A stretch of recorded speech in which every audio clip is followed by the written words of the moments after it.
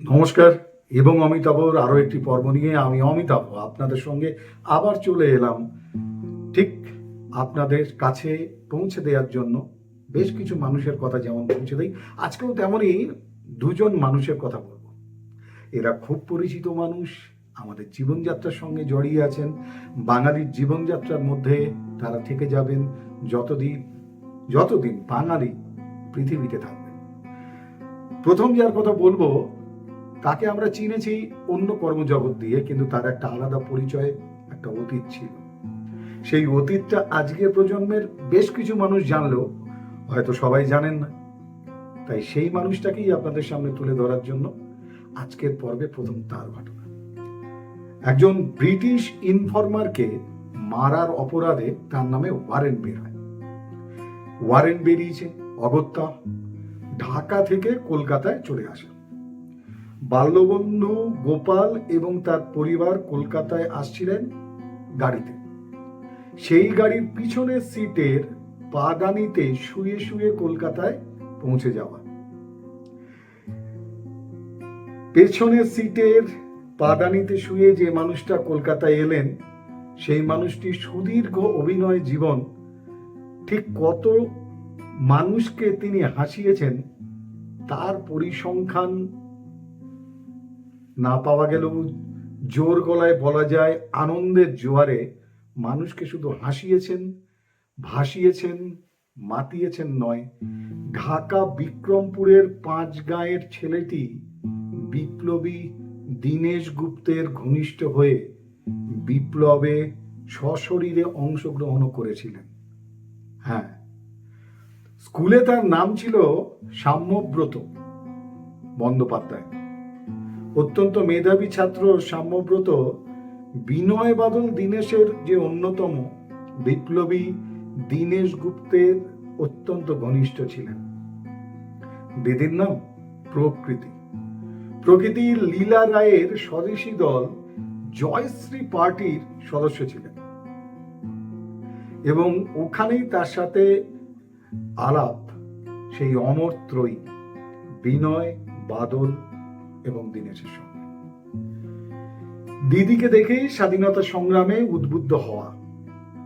ক্রমেই দীনেশ গুপ্তের অতি ঘনিষ্ঠ সদরঘাটে কোনো পুলিশ অফিসার যদি আসেন, সেই পুলিশ অফিসারের খবর টাঙায় চড়ে তারা কোথায় গেলেন সেই পুলিশ অফিসাররা সবকিছু এই সাম্যব্রত পৌঁছে দিতেন দীনেশ গুপ্তের কাছে।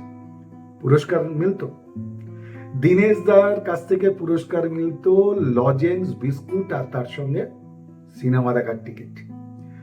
ম্যাট্রিক পাশ করে যখন ইন্টারমিডিয়েটে পড়ছেন তখন রীতিমতো ছাত্র নেতা, স্বাধীন ভারতবর্ষের স্বপ্ন দেখছেন এবং ব্রিটিশ বিরোধী আন্দোলনে নেমে পড়েছেন অনুশীলন মঞ্চের অন্যতম একজন সদস্য হিসাবে। ব্রিটিশ বিরোধী আন্দোলনে জড়িয়ে পড়ে তাকে ওয়ারেন্ট বের হওয়ার মতো ঘটনার সঙ্গে যুক্ত হতে হয় 1940 সালের অক্টোবর মাসে। আর সেই সময় তিনি ব্রিটিশ ওই ইনফরমারকে মারেন। মূলত তাকে ওয়ারেন্টের জারি করা হলে তিনি পালাতে বাধ্য হন ঢাকা থেকে কলকাতায় গোপাল মিয়ার পরিবারের সঙ্গে গাড়ির পেছনের সিটের পাদানিতে করে লুকিয়ে। 23 তারিখে বিয়ে হয়েছে। আর বিয়ের সম্পর্কিত একটা, তখনও তিনি বিখ্যাত হননি। 23 তারিখে বিয়ে হয়েছে, 26 তারিখ শ্বশুরবাড়ি পৌঁছে সদ্য বিবাহিত নববধূকে সেখানে রেখে চলে এলেন রাধা ফিল্ম স্টুডিওতে। পরিচালক বিভূতি চক্রবর্তীর তার চেহারা দেখে বেশ পছন্দ হলো, মানে একটা দুর্ভিক্ষের মতো চেহারা আর কি। তো ওই রকমই একটা চেহারা তিনি খুঁজছিলেন বিভূতি চক্রবর্তী। তিনি খুঁজছিলেন তার কারণ বিভূতিবাবু চাইছিলেন যে দুর্ভিক্ষ পীড়িত চিমসে চেহারার একটা চরিত্র, সেই চরিত্রটার জন্য একজন অভিনেতা। মাত্র একটা লাইনের ডায়লগ, যুবক রাজি। কতক্ষণ, 2-3 ঘন্টার মধ্যে শুটিং শেষ হয়ে যাবে তিনি ভাবলেন। তারপরে নববধূকে রেখে এসছেন, কিন্তু 10টা বাজে 11টা বাজে শুটিং আর শেষ হয় না। এক ভদ্রলোক খবর দিলেন তাকে যে তার শ্বশুর মশাই তাকে খোঁজ করতে করতে রাধা ফিল্ম স্টুডিওতে এসছেন।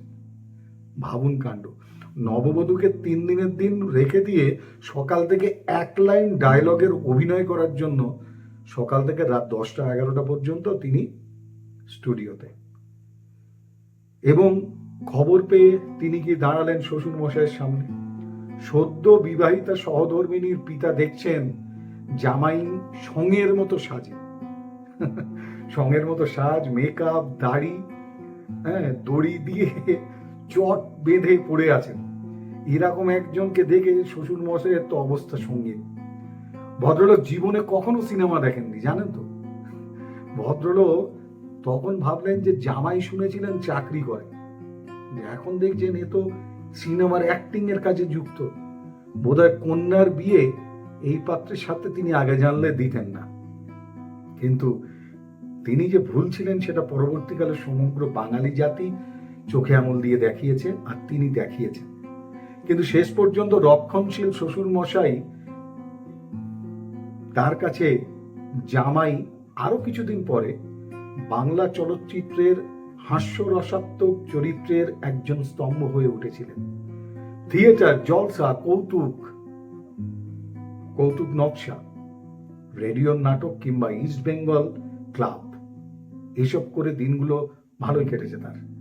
জীবনের প্রথম অভিনীত মুক্তিপ্রাপ্ত সিনেমা অভিযোগ, যদিও জীবনের প্রথম যে ছবির শুটিং করেছিলেন সেই সিনেমার নাম জাগরণ। 74.5 ছবিতে তার মুখের সেই বিখ্যাত ডায়লগ, মাসিমা মালপোয়া খাও, বাঙালি কোনো দিন ভুলতে পারবে না। এরকম একজন মানুষ যিনি বিপ্লবের সঙ্গে যুক্ত ছিলেন, অনুশীলন মঞ্চ এবং দীনেশ গুপ্তের একেবারে ঘনিষ্ঠ সঙ্গী ছিলেন, এটা হয়তো অনেক বাঙালির জানা নেই। বেশ বাঙালিরা জানেন। এবং তিনি সত্যেন্দ্রনাথ বাবু, আচার্য সত্যেন্দ্রনাথের অত্যন্ত ঘনিষ্ঠ ছাত্র ছিলেন এবং তাকে খুব ভালোবাসতেন। কারণ আচার্য সত্যেন্দ্রনাথের জন্মদিন তিনি কখনো বলেননি, তার বাড়িতে পৌঁছে যেতেন। এই মানুষটি আর কেউ নন, সাম্যব্রত বন্দ্যোপাধ্যায় হিসাবে স্কুলের খাতায় নাম থাকলে পরবর্তীকালে সারা পৃথিবী চলচ্চিত্র প্রেমীরা তাকে চিনেছেন ভানু বন্দ্যোপাধ্যায় নাম। হ্যাঁ, ভানু বন্দ্যোপাধ্যায়ের প্রতিভাকে আলাদাভাবে চিনে নিতে ভুল হয়নি বাংলার আবাল বৃদ্ধ বনিতার। নিখাত হাসির ক্যানভাসে ভানু বন্দ্যোপাধ্যায় এক অনন্য নাম, এক অসাধারণ অভিনেতা। অতি সাধারণ কথা, তার মধ্যে হাস্যরসের লেশ মাত্র নেই, অথচ ভানু বন্দ্যোপাধ্যায় সেই কথা এমন ভাবে বলতেন যে প্রেক্ষায় গিয়ে দর্শকরা হেসে লুটোপুটি খেতে শুরু করতেন। অতি সামান্য কিন্তু অসামান্য তার অভিনয় দক্ষতা, যার জন্য তিনি সর্বকালের সেরা অন্যতম অভিনেতা হিসেবে থেকে যাবেন চলচ্চিত্র প্রেমীদের কাছে। সাম্যময় যা স্কুলের নাম, সেই ভানু ডাক নামেই দেশজোড়া তার নামটা হয়েছিল। প্রায় 300-র কাছাকাছি ছবিতে অভিনয় করেছেন। জমালয়ের জীবন্ত মানুষ, পার্সোনাল অ্যাসিস্ট্যান্ট, মৃত্যের মর্তে আগমন, ভানু গোয়েন্দা, জহর অ্যাসিস্ট্যান্ট, কিংবা লেডি সিট, মিস প্রিয়াঙ্গদা অথবা 74.5, এমন ছবি বাঙালি দেখেননি বোধহয় খুঁজে পাওয়া খুব অসম্ভব। আর অনেকদিন পরেও আজকের দিনে যদি এই সমস্ত ছবির কথা হয়, তাহলে সেই ছবি দেখেননি 70-80 দশকের বাঙালি, এটা দূরবীন দিয়ে খুঁজতে হবে। সত্যিই তো আমরা এইসব মানুষগুলোকে ঠিক কতটা চিনতে পেরেছি। বাঙালির এই অভিনেতা যিনি একসময় চরিত্রে অভিনয় করার জন্য বাংলা সিনেমার নায়কের থেকেও বেশি টাকা পারিশ্রমিক নিতেন, তিনি সাম্যব্রত বন্দ্যোপাধ্যায়, বিপ্লবী সাম্যব্রত বন্দ্যোপাধ্যায়, পরবর্তীকালে চলচ্চিত্রের অন্যতম স্তম্ভ ভানু বন্দ্যোপাধ্যায়। আমার মনে হলো যে আজকের প্রজন্ম তার অভিনয় তো তাড়িয়ে তাড়িয়ে উপভোগ করেন, আজও যদি তার ছবি দেখেন সমান আনন্দ পাওয়া যায়, কিন্তু তার অতীত ইতিহাস সেটা অনেকের কাছে হয়তো অজানা। তাই আরো একবার ভানু বন্দ্যোপাধ্যায়কে শ্রদ্ধা জানালাম আজকের এই পর্বে। কিন্তু এরপর এমন একটা ঘটনা বলবো যে ঘটনাটা হয়তো অনেক বাঙালি জানেন না, কিন্তু বিখ্যাত মানুষ, বাঙালির সূর্য বলতে পারেন, সংস্কৃতির আকাশের সব থেকে উজ্জ্বল নক্ষত্র বলতে পারেন, কিংবা বলতে পারেন যিনি ছাড়া পৃথিবীর সংস্কৃতি অসম্পূর্ণ। মহর্ষি দেবেন্দ্রনাথ ঠাকুরের 14তম 15 জন সন্তানের মধ্যে 14তম সন্তান বিশ্বকবি গুরুদেব রবীন্দ্রনাথ ঠাকুর। তার একটা ছোট্ট ঘটনা মনে পড়ছে, ভাবলাম এটা আপনাদের সঙ্গে একটু ভাগ করে নিয়ে। এটা হয়তো অনেকে জানেন, আবার অনেকেই হয়তো জানেন না, যে রবীন্দ্রনাথকে ইংল্যান্ডের মাটিতে যীশু খ্রিস্ট ভেবে চমকে উঠেছিলেন একজন খ্রিস্টান। সেই ঘটনাটাই বলবো। ঠিক 105 বছর আগের ঘটনা, 1920 সাল। সেই সময় রবীন্দ্রনাথকে যীশু খ্রিস্ট বলে ভুল করেছিলেন একজন ইংরেজ। লন্ডনে রবীন্দ্রনাথের জীবনের এমন একটা ঘটনা আমরা জানতে পারি তপন মোহন চট্টোপাধ্যায়ের স্মৃতিচারণায়। তখন 1920 সাল। নোবেলজয়ী কবি, বিশ্বকবি গুরুদেব বিশ্বযাত্রার অংশ হিসেবে তখন লন্ডনে উপস্থিত, আর ওকালতি পড়ার উদ্দেশ্য নিয়ে তখন লন্ডনেই রয়েছেন দ্বিজেন্দ্রনাথ ঠাকুরের দৌহিত্র তপন মোহন চট্টোপাধ্যায়। শান্তিনিকেতনে রবীন্দ্রনাথের তিনি ছাত্রও ছিলেন, তপন মোহন বাবু। রবীন্দ্রনাথ বন্ধু উইলি পিয়ারসন, তার মাধ্যমে উইলি পিয়ারসন হচ্ছেন তপন মোহন বাবুর বন্ধু, এবং তার মাধ্যমে তপন মোহন বাবু খবর পান যে রবীন্দ্রনাথ এসছেন লন্ডনে এবং তার বাড়ির খুব কাছে। এবং আতিথেয়তার জন্য যিনি ভার নিয়েছিলেন রবীন্দ্রনাথ ঠাকুরের, তিনি হচ্ছেন কবির অত্যন্ত পরিচিত বন্ধু রটেনস্টাইন। এই রটেনস্টাইন কেনসিংটন প্যালেস ম্যানসনে রবীন্দ্রনাথ ঠাকুরের থাকার ব্যবস্থা করে দিয়েছিলেন। আর ঘটনাচক্রে এই কেনসিংটন যে প্যালেস, তার থেকে ঢিলছোড়া দূরত্বে থাকতেন তপন মোহন বাবু, একেবারে একদম কাছাকাছি। শুধু তাই নয়, তপন মোহন বাড়ি থেকে জনের ক্যাপস্টল, এই জনের চরিত্রটার কথা আপনারা হয়তো অনেকে জানেন না, ওই জন্য বলছি। জনের ক্যাপস্টল একটা ছোট্টখাট্ট, আমাদের কি বলবো, খানিকটা সরাইখানার মতো, আবার ফুড স্টোর যেমন হয় আমাদের ফুড স্টল রাস্তার পাশে, তেমনই একজন গরিব ইংরেজ ধর্মপ্রাণ খ্রিস্টান জন, তার ওই ক্যাপস্টল যেটা তার দোকান, সেখানকার দূরত্বটাও তপন মোহন বাড়ির থেকে খুব কাছে। কেন জন এই ঘটনার সঙ্গে জড়িয়ে গেল এবার আপনাদের বলি। যে ওই জনের ক্যাপস্টলে যাওয়ার রাস্তাতেই পড়ে কেনসিংটন প্যালেস, যেখানে বিশ্বকবি গুরুদেব রবীন্দ্রনাথ ঠাকুর রয়েছেন। তপন মোহন বাবুর বাড়ি এবং রবীন্দ্রনাথের কেনসিংটন প্যালেস, তার মাঝখানেই হচ্ছে এই জনের ছোট্ট ডিম, স্যান্ডউইচ, হ্যামবার্গার, এইসবের দোকান, কফি, এই ছোট্ট ক্যাপস্টল। এবার ঘটনা ঘটল কি, তখন রাত 12টা। রবীন্দ্রনাথ ঠাকুর রটেনস্টাইনের বাড়ি থেকে এই প্যালেসে ফিরছেন ট্যাক্সি চড়ে। ট্যাক্সি থেকে নেমেছেন রাত 12টার সময়, রবীন্দ্রনাথের অজানা রাস্তাঘাট। নেমে পকেটে হাত দিয়ে দেখছেন যে তার পকেটে কোনো পয়সাই নেই। যা পাওয়া সর্বনাশ, এখন কি হবে? ট্যাক্সি ভাড়া দেবেন কি করে? একবার ভাবলেন রথীন্দ্রনাথ, পুত্র রথীন্দ্রনাথ, তিনিও ওখানেই রয়েছেন কাছাকাছি। বলেন সে এক হ্যাপা, তাকে খবর দেওয়াটাই তো তখন হ্যাপার ব্যাপার। এবার রাস্তাঘাটও চেনেন না, জব্বার পকেট এদিক ওদিক করে খুঁজেও দেখছেন, কোথাও 1 শিলিং পয়সাও পড়ে নেই, 1 পেনিও নেই। হঠাৎ করে অন্যমনস্ক রবীন্দ্রনাথ শূন্য পকেটেই বেরিয়ে পড়েছিলেন তিনি, এটা তার মনেও ছিল না যে পকেটে পয়সা নেই। হঠাৎ করে তপন মোহন বাবুকে তিনি দেখতে পেলেন। মানে তপন মোহন বাবু তিনি ওই জনের ক্যাপস্টলে কফি খাওয়ার জন্য বেরিয়েছিলেন রাত্রেবেলায়, আর রবীন্দ্রনাথ ঠাকুর ওই প্যালেসের সামনে দাঁড়িয়ে তখন ওই পকেট হাতড়াচ্ছেন। তো তপন মোহন বাবুকে দেখে গুরুদেব তখন বললেন, তোর পকেটে কিছু আছে নাকি আমার মতনই খালি? তো তখন দেখা গেল যে 1.5 শিলিং বোধ হয় ভাড়া হয়েছিল ট্যাক্সিতে। তখন তপন মোহন বাবু পকেট থেকে আরো 6 পেনি অতিরিক্ত দিয়ে সেই ট্যাক্সি চালককে ভাড়া মিটিয়ে দিলেন। ছাত্রের সঙ্গে বহুদিন পর দেখা রবীন্দ্রনাথের, তার পড়াশোনার খোঁজ খবর নিলেন, গল্প গুজব করছেন। আর কথায় কথায় তপন মোহন বাবু জানালেন যে এত রাত্রে তিনি এসছেন শুধুমাত্র ওই জনের ক্যাপস্টলে কফি খাওয়ার জন্য।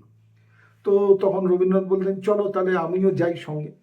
একটু জোরে হেঁটে এগিয়ে জন যেখানে তার ওই ক্যাপস্টল, সেখানে তপন মোহন বাবু একটু আগে পৌঁছানোর চেষ্টা করছে। তার একটাই কারণ যে যাতে তার আতিথেয়তা ঠিক মতো জন করতে পারে তার সম্পর্কে জেনে। অর্থাৎ রবীন্দ্রনাথ ঠাকুরের সম্পর্কে বলতে হবে, নোবেলজয়ী বিশ্বজয়ী মানুষ তিনি, এত বড় একজন ভারতবর্ষের গর্ব। এইটা ভেবে জনের ক্যাপস্টলের দিকে রবীন্দ্রনাথ ঠাকুরকে একটু পিছিয়ে রেখেই এগিয়ে গেলেন তপন মোহন বাবু। এবং সেখানে যখন তিনি প্রায় জনের কাছাকাছি পৌঁছে গিয়েছেন, তখন একটা দৃশ্য দেখে অবাক হয়ে গেলেন তপন মোহন বাবু। তিনি রবীন্দ্রনাথের সম্পর্কে পরিচয় দেওয়ার জন্য, আপ্যায়নে যাতে ত্রুটি না থাকে তার জন্য তিনি এগিয়ে গিয়েছিলেন। কিন্তু তিনি আশ্চর্য হয়ে দেখলেন জনের স্টলে একটাও খরিদ্দার নেই, কিন্তু স্টলের সামনে পাথরের মূর্তির মতো রাস্তার দিকে তাকিয়ে, একেবারে অবাক দৃষ্টিতে তাকিয়ে রয়েছে রাস্তার দিকে জন। আর তার চোখের দৃষ্টি রবীন্দ্রনাথ ঠাকুরের উপর স্থির হয়ে আছে। রবীন্দ্রনাথ তখন মাথা থেকে মখমলের যে টুপি সেটাকে খুলেছেন, আর মৃদু একটু চাঁদের আলো এসে পড়ছে রবীন্দ্রনাথের মুখের উপরে। ভাবুন দৃশ্যটা একবার। সেদিকে তাকিয়ে থাকতে থাকতে জন হাঁটু গেড়ে নীল ডাউনের মতো ভঙ্গিতে বসে পড়েছেন, তার হাত দুটো জোর করা। রবীন্দ্রনাথ ততক্ষণে অস্বস্তিতে পড়েছেন ওই দৃশ্য দেখে, তাড়াতাড়ি সরে যাচ্ছেন সেই জায়গা থেকে। যদিও রাস্তাঘাট ভালো মতো চেনেন না, তাই রবীন্দ্রনাথ সরে যাচ্ছেন দেখে তপন মোহন বাবুর আর কফি খাওয়া হলো না। তিনি জনের ক্যাপস্টল থেকে এসে ওই কেনসিংটন প্যালেসে রবীন্দ্রনাথকে পৌঁছে দিলেন। আবার পৌঁছে দেওয়ার পর এবার জনের ক্যাপস্টলে এলেন তপন মোহন বাবু। তাকে দেখেই জন বলে বসলেন, চ্যাটার্জি, আমার জীবন ধন্য, করুণাময় লর্ড জিসাস ক্রাইস্ট দূর থেকে আজ আমাকে দর্শন দিয়ে গেছেন, আমার জীবন সার্থক। তপন মোহন বাবু জানতেন যে জন যাকে দেখেছিলেন তিনি বিশ্বকবি গুরুদেব রবীন্দ্রনাথ ঠাকুর, কিন্তু জন ভেবেছিলেন যে তার সামনে স্বয়ং জেসাস ক্রাইস্ট, যীশু খ্রিস্ট এসে দর্শন দিয়েছেন। মানুষের শরীরে রবীন্দ্রনাথ, মানুষের শরীরেও এই মানুষটি বিশ্বকবি গুরুদেব রবীন্দ্রনাথ ঠাকুর, তিনি তো আমাদের মতো অনেকের কাছে ঈশ্বরের সমতুল্য বা ঈশ্বর। তপন মোহন বাবু তার লেখায় এই স্মৃতিচারণায় তিনি বলেছেন এই ঘটনার কথা। এটা হয়তো অনেকেই কম বেশি জানেন, আমার মনে হলো একবার এরকম ঘটনা আপনাদের মধ্যে জানাই। যিনি গুরুদেব, তিনি বিশ্বকবি, তার লেখায়, তার জীবনে আশ্রয় নিয়েই, তার জীবনের লেখা, সাহিত্য, সংস্কৃতিকে আশ্রয় করে বেঁচে রয়েছে কত কত কত মানুষ। কিন্তু লন্ডন শহরের বুকে একজন কফি বিক্রেতার কাছে যে তিনি প্রথম দেখাতে ঈশ্বর হয়ে উঠেছিলেন, এমন ঘটনা সত্যি আশ্চর্য করে।